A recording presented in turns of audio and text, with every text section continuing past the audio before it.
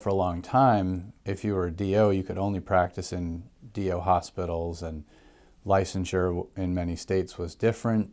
It was denied in many states. MDs sort of consolidated their power by incorporating the homeopaths and the eclectics to the point where they didn't need the osteopaths and they didn't really want to deal with it at that point. I hated it when Dad would be not able to do something that he was willing to do. When the polio vaccine came out and he stepped up and volunteered to help with the clinics that they used to have, and he was refused because he was an osteopath.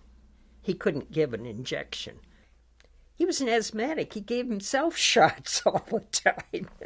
They didn't think he could give a polio vaccine.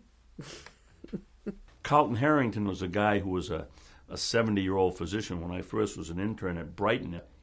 He was actually put in jail for delivering a baby in Aroostook County in the 30s. In 1960, Kenny Russell, who was a craggy, osteopathic, short, about 5'6", smoked a curved pipe and rather an outspoken guy, made house calls, was everybody's doctor up in Gray. He was a family doctor.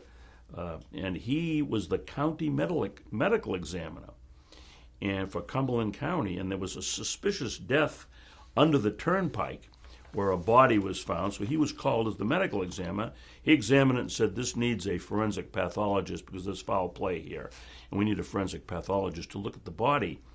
Well, Dr. Porter, who was a forensic pathologist, refused to examine the body because an osteopath had examined it. This is a headline in the 1960 Portland newspaper. A lot of will say that it's money in the competition.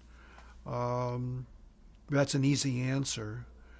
A lot of it is based on the lack of evidence-based data.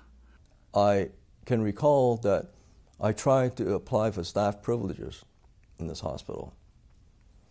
They were not too happy with me applying. They said, don't bother to apply. We don't accept osteopaths.